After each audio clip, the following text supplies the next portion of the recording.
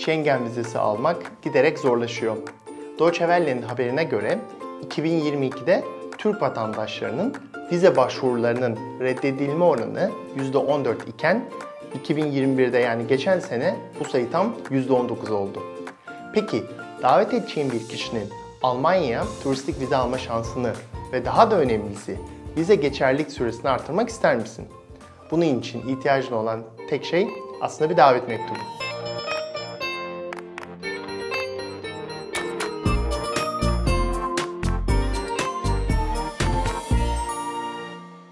Almanya Yaşam Rehberi Vasitas'tan ben Evrim.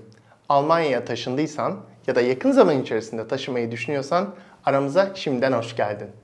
Vasitas olarak bugün sana Almanya'da turistik vize için inanılmaz bir şekilde işine yarayacak davet mektubundan bahsetmek istiyorum.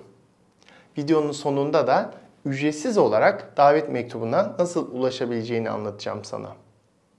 Ama her şeyden önce Almanya'da yaşam ile ilgili güncel bilgileri takip etmek için YouTube kanalımıza üye olmayı kesinlikle unutma. Davet mektubu yollayarak Almanya'da seni ziyaret edecek kişinin Schengen vizesi alma şansını ve süresini artırabilirsin bahsettiğim gibi. Almanya'da davet mektubu yollamak için iki seçenek mevcut. Birinci seçenekte seni ziyaret edecek kişiye resmi kurumlardan aldığın garantör belgesi isimli bir belgeyi yollayabilirsin. Genel olarak daha masraflı ve Almanya olduğu için birçok bürokrasi dolu bir yöntem olan garantör belgesi alma ve ziyaretçiye yollama seçeneği en bilinen ve en tercih edilen yol. Garantör belgesi genelde eğitim için Almanya'ya gelen ya da ulusal vize ile çok daha uzun bir süre Almanya'ya gelmeyi planlayan kişiler için gerekiyor. Yani anne ve babanı bir iki haftalığına Almanya'ya çağırıyorsan açıkçası ben garantör belgesini sana önermiyorum.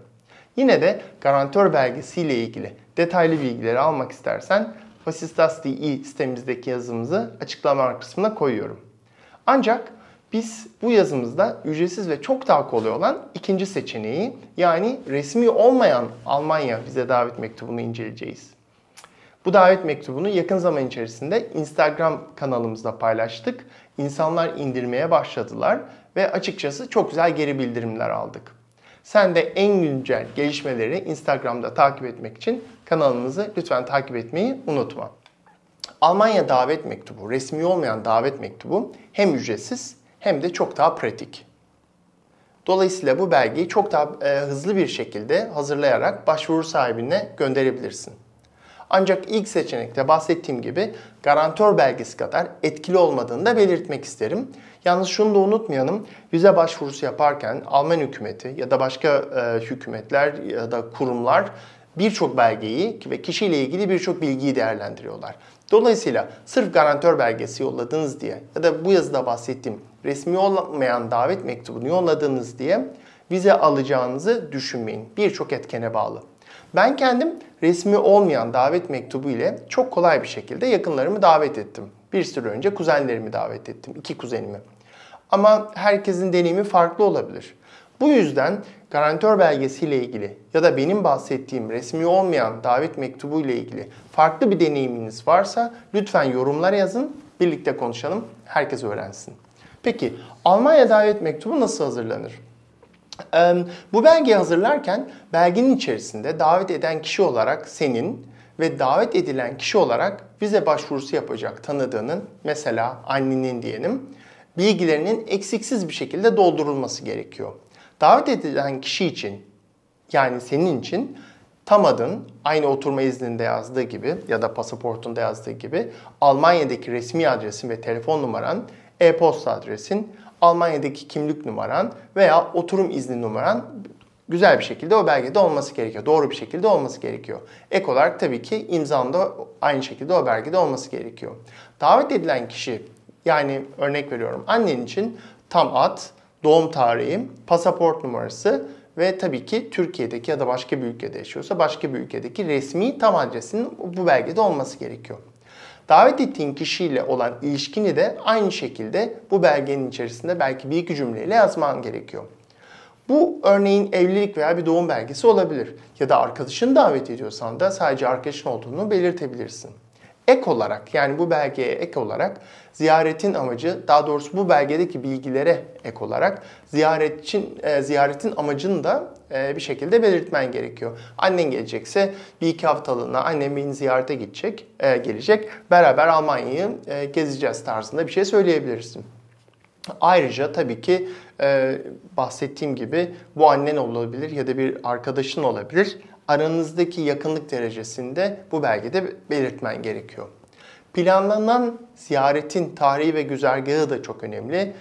Ne diyeceksin? Annem şu tarihlerde gelecek. Daha çok Düsseldorf'ta takılacağız ama belki bir ara Berlin'e gideceğiz tarzında kısaca bilgi vermen gerçekten başvuruyu değerlendiren kişi için de bence rahatlatıcı bir bilgi olabilir.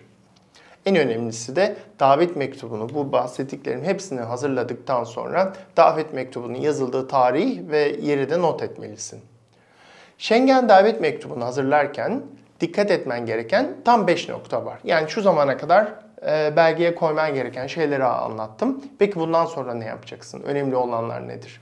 Birincisi, davet mektubunu bilgisayar ortamında A4 formatındaki bir kağıda hazırlamalısın. Yani elle yazmanı ben açıkçası tavsiye etmiyorum. Çünkü herkes senin el yazını okumayabilir. Bir de A4'e bilgisayar çıktısı olarak hazırlarsan çok daha resmi olur.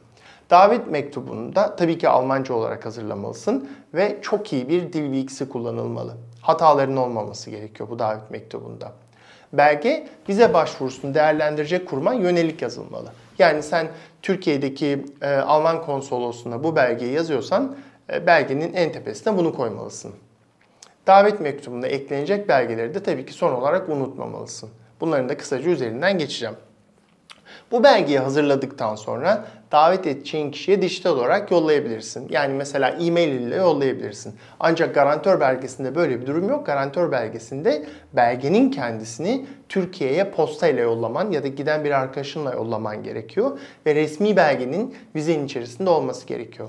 Bu yüzden diyorum ki resmi olmayan bu davet mektubu çok daha kolay arkadaşlar. E-mail ile annenize yollayın. Anneniz bir çıktısını alsın, vize başvurusunun arasına koysun. Diğer belgelerle birlikte. Yani hem turist vizesinde istenen belgeler, İDATA tarafından istenen belgeler hem de bu destekleyici davet mektubu ile birlikte kendisi başvurusunu yapabilir. Peki hepsi bu mu? Maalesef bu hepsi bu değil. Çünkü Almanya'da bir vize başvurusundan bahsediyoruz. Ne kadar kolay olabilir ki? Almanya'da maddi durumunda Alman devletine bir şekilde kanıtlaman gerekiyor senin.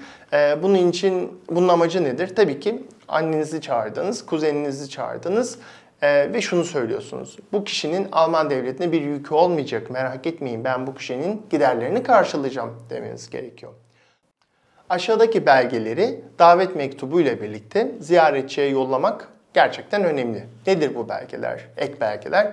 Almanya'daki kimliğin veya oturum izni fotokopisi, kullanımda olan pasaportunun fotokopisi, son 3 aylık gelirini kanıtlayan belge.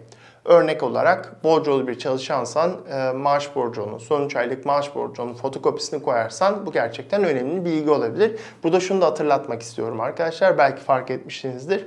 Bir arkadaşınıza bu davet mektubunu yollayacaksınız. Maaş borcunuzu da tabii ki arkadaşınıza göstermeniz gerekiyor, göndermeniz gerekiyor ki vize başvurusunda bunu kullanabilsin. Dolayısıyla ne kadar maaş aldığınızı arkadaşınız görmüş olacak. Bunu da sadece hatırlatmak istedim. Şu zamana kadar resmi olmayan davet mektubunda neler olması gerektiğinden bahsettim. Ek belgeler neler olmalı, hazırlarken nelere dikkat etmelisin bunlardan bahsettim. Şimdi bu belgeyi nasıl hazırlayabilirsin? Nasıl çok daha hızlı bir şekilde hazırlayabilirsin? Tabii ki Vasistas aracılığıyla. Çünkü web sitemizde biz bu belge için aslında şablonlar oluşturduk. Mesela babanı davet edeceksen ayrı bir dil bilgisiyle yazılmış bir şablon oluşturduk. Anneni davet ettiysen farklı bir. Anneni ve babanı ya da başka bir grubu davet edeceksen aynı şekilde işini kolaylaştıracak bir şablon oluşturduk. Bunun için tek yapman gereken bundan sonraki videomuzda izlemek ve orada sana aslında detaylı bir şekilde anlatmış oluyoruz. Almanya'dan sevgiler. Almanya'da Vasistas'ın etkinliklerinde birisinde tanışmak dileğiyle. Tabii ki bu etkinlikle tanışmak için de etkinliklerimizi takip etmek adına ve diğer haberleri de takip etmek adına Instagram kanalımızı takip etmeni rica ediyorum senden. Kendine çok iyi bak. Görüşmek üzere.